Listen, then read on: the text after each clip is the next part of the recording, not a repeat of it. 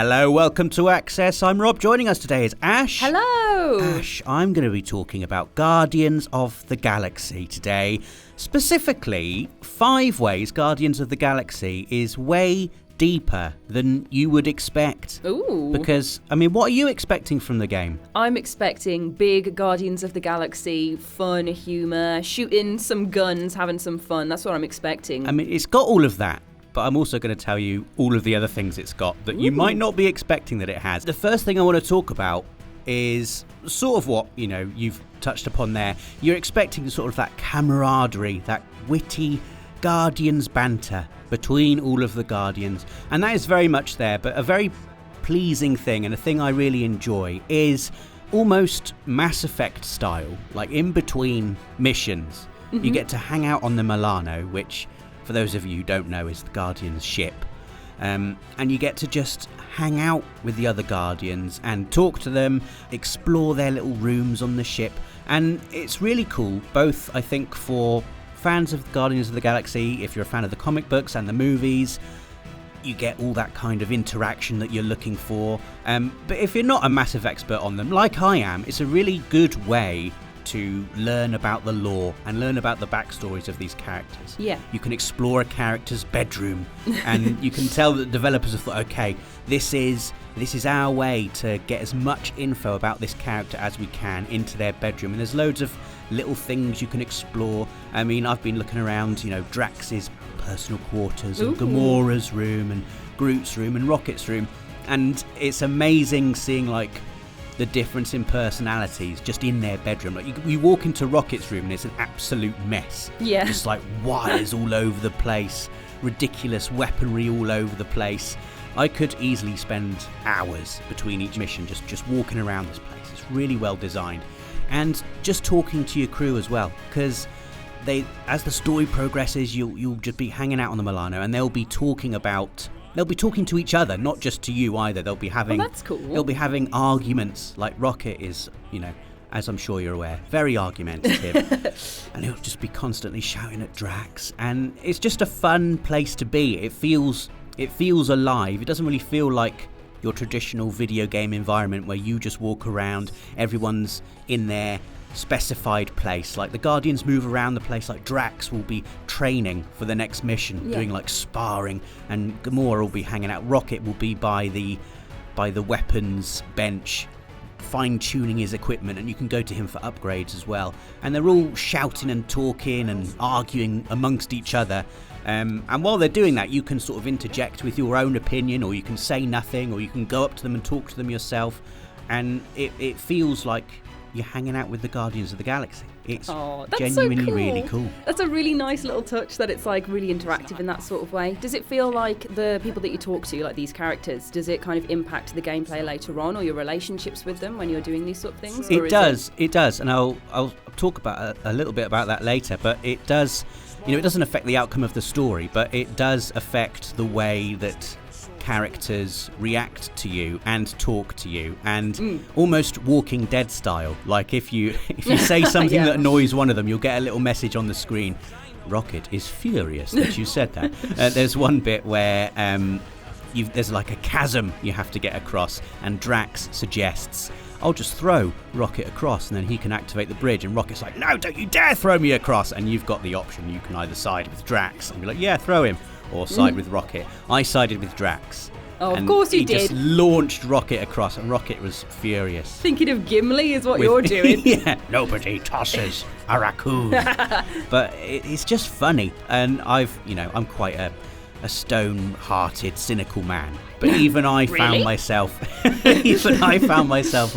couldn't help but crack a smile and have a little laugh to myself. Yeah. At it's really warmly written. It feels like you're hanging out with this cool group of people. And point number 2 is sort of leading on from that, the conversation options you have throughout the game. As I mentioned, whilst the Guardians are speaking to each other, or other characters from the story are coming in and they're speaking to you, it feels like quite an organic system. It feels like a bit of an evolution of the traditional dialogue trees you would expect in an RPG like Mass Effect or Dragon Age, for example. It reminds me a little bit of Oxenfree. I don't know if you've played Oxenfree. Yeah, I love Oxenfree. Where characters will be talking to each other, and whilst the conversation is happening, it'll give you a prompt on screen, and you can side with one character or another, or you can choose to say nothing at all and let the conversation just continue happening. And it's not like everyone, like in, old style RPGs, everyone will be standing still and facing each other. All of these conversations sort of happen organically as you're walking through the level, as you're exploring stuff, and it just feels more natural, and it feels like genuinely satisfying to take part in these conversations. Yeah. And you'll quickly, I guess, develop favourites. And Who's your favourite? Who have you developed a favourite of? I really like Drax. I find myself just siding with him quite a lot. There was the big strong man who's like, throw the raccoon. Also, just how he takes everything so literally. Yeah. That's obviously a platform for many a hilarious joke in the Guardians of the Galaxy verse. Oh, he is a good character. I think they're such wonderful characters that have been built up in the comics and in the films. It's so nice to know that heart is in the game as well, and that you're immersed in it so fully. That's really exciting. The third thing I want to talk about is the combat, which is the thing that I think has surprised me the most. Because like you said at the beginning, you'd expect, this is a single player game, it's not multiplayer, it's a single player story, and you only control Peter Quill. And I was thinking, it's just going to be running, gunning, ordering the other Guardians to do a bit of damage, a few set pieces. It'll be, just good explosive fun. But there's a lot more depth to the combat than you would think, and it's got like an RPG level of depth to it almost. So enemies have a health bar and they have a stagger bar underneath, which I'm sure you're familiar with this concept. You stagger enemies, yeah. They go down and you get a window of opportunity to deal massive damage to them. But each of your Guardians is placed on like a dial, a wheel, and you can hold L1 and then press one of the 4 face buttons to command one of the other Guardians to do a special ability, which then goes on a cooldown until you can use it again. But each Guardian has their own area of expertise, so Drax is really effective at quickly filling up the stagger bar of enemies. So there's one enemy you face early on that just has really high armor. It doesn't take damage at all. You have to stagger it, so getting Drax in to stagger that enemy first is a good idea. Then Gamora's area of expertise is just doing very high levels of damage to enemies. So a good strategy to use is to get Drax in to make an enemy staggered, and then afterwards you get Gamora in to deal a lot of damage to that enemy. The old 1-2. The old 1-2. That's a very simple, basic implementation of the various strategies you have.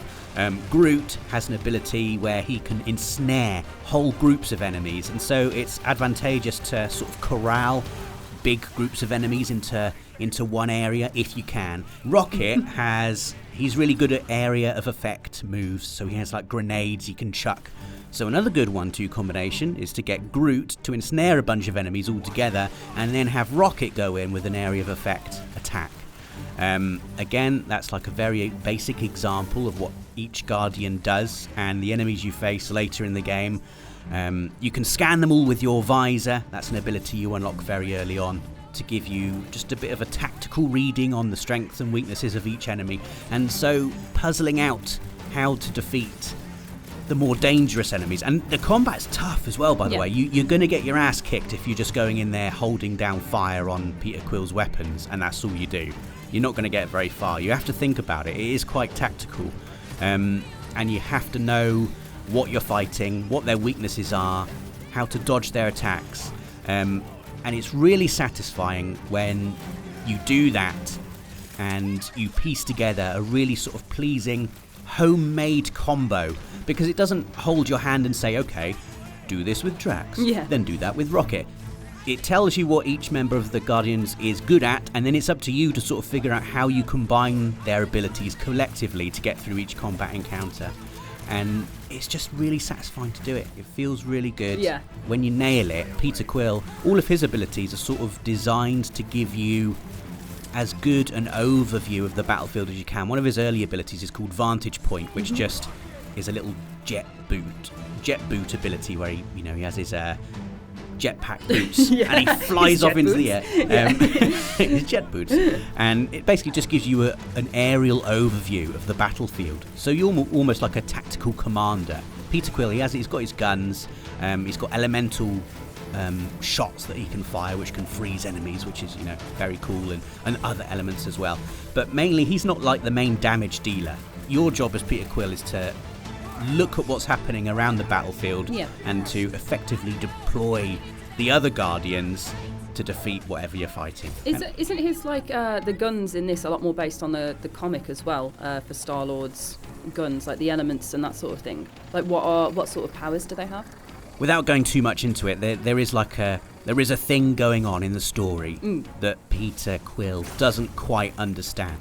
And when you first get the ice elemental shot in the game, it's a shock to Peter Quill. Like, he's not expecting it. He's like, oh, how did that happen? Or, occasionally I'm able to do this with my weapons, but I can't do it on command. So he doesn't understand how it works. He almost views it as like this magical power. And so there is something going on there, but I won't go too deep into it. That's cool. So you're learning with him and then you're getting all these people together. It sounds really good. It sounds like they kind of boiled down the essence of each of the characters and then played with it quite a lot. Is there different powers that you get with your different characters as well, or do they kind of have their one thing and then you have to piece them together differently each time? They do upgrade, yes. And so as you go through it, as you would expect, you level up, you get ability points that you can spend to unlock new abilities. Yeah. But also with Peter Quill's guns, it just feels cool to use them as well. You've got like a Returnal style mechanic where they overheat, but when they're cooling down, if you press fire again in a very specific window, they will auto reload really quickly, like in Returnal, and you get like a really quick, powerful blast of them, and then they're sort of ready to go again. And you can get a real feel for that through the adaptive triggers as well. Like, you can feel them overheating in the triggers, and the resistance gets tight and tight and tight. And you get to a certain point where you don't actually need to look at the screen to know when to hit reload, because you can feel it in the triggers, and it's very, very satisfying to do. You're naming some big games here, like Returnal and Mass Effect, and the staggering thing of like Ghost of Tsushima. Like, it's seriously good names that you're tying in. Yeah, I mean, it definitely has looked at various aspects from various games. It's a lot more than I thought going in, which is why this video was called 5 Ways. It's way more deeper than you think, because it was way deeper than I thought going in. And sort of that combat stuff leads into point number 4, which is the environmental exploration, which isn't just walking through planets, wisecracking with your team, getting from battle to battle. Although there is a lot of wisecracking with the team as you walk through these environments. There's a lot of environmental puzzles, and you might think, oh god, not environmental puzzles. I literally thought, environmental puzzles. Okay, well that's good for you. Usually I'm like, oh for God's sake, I just want to get from A to B. But each Guardian has their own ability out in the field as well. So Drax typically can lift heavy things, often like big generators or boulders that allow you to get to higher areas. Rocket, being tiny, can go inside small areas and he can hack through electronic locks. Gamora is very agile and she can spring up high and cut things that are in your way, that are blocking the path.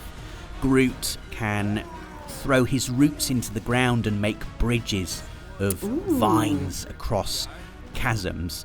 And the game introduces all of these abilities to you quite gently, but later on there are some environmental puzzles where you have to combine the abilities of all 4 Guardians to progress. And working that out is also very satisfying because it makes you feel very clever. It's like, oh, I've got to get up there. How do I get up there? Okay, Gamora's got to get up there to cut that vine, but that's too high up right now, so I need to get that big boulder over there. So Drax is going to have to carry the boulder, but I can't release the boulder yet because it's covered in all this weird goo. So I'm going to have to shoot the goo as Peter Quill, then get Drax to lift the boulder, then get Gamora to go on top of the boulder to cut the vines, and then I can go up there. And it's just all of the time the game feels on. Like everything the game does, it's building not just the abilities but the characters of each of the Guardians. So you feel like you're constantly learning stuff about the story and about the abilities of the people you're with. Another thing I just want to quickly throw in there is that you can pilot the Milano occasionally. Oh! And it's, I don't know if you've played this, but I'm about to drop in another reference to another game. It's a bit like the gummy ship bits in Kingdom Hearts, but better. Okay. Although I think the gummy ship in Kingdom Hearts 3 was genuinely really brilliant. But you just, during certain set pieces, you get to pilot the Milano and it's spectacular, and it's everything you kind of want it to be. It's really, really good. I'll go on to the final point now, which I think is one of my favourite things in the game. It's called the huddle. I don't know if you've seen this in any of the trailers. So during battle, if it's going badly, it's sort of like a limit break. If you're in trouble... There's another reference thrown in. Yes, that's right. Here it is. You can use the huddle, which gathers all of the Guardians together. It sort of freezes the battle. They all huddle round you, hence the name. Oh. And they'll give you their opinion on how they think the battle is going. And you have to pick out key words from what they are saying in order to form the correct response. If you pick the correct dialogue option, all of the Guardians get like a damage boost and their morale is boosted and they're all sort of ready to go.